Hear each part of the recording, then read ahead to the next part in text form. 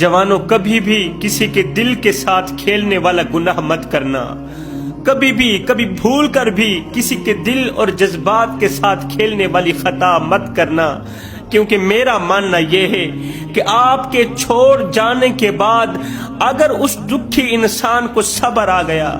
اگر اس دکھی انسان نے اپنا معاملہ اللہ پر چھوڑ دیا، اگر اس نے اپنا کیس اللہ کے سپرد کر دیا،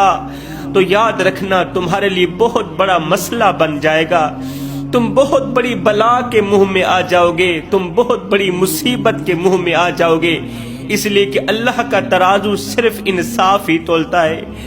اللہ تعالیٰ تمہاری زندگی میں سے خوشیاں چھین لے گا، چین و قرار چھین لے گا، اللہ تعالیٰ تمہیں تباہی کی دلدل میں پھنسا دے گا، بے سکونی کے سمندر میں غرق کر دے گا۔ اللہ فرماتا ہے، اے میرے بندے،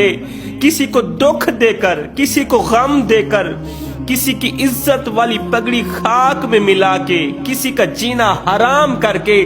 میری چوکھٹ پر اپنی خوشیوں کی خیرات مانگنے مت آنا، اپنی خوشیوں کے لیے خیرات مانگنے مت آنا اور کسی کو ایک پل کی خوشی دے کر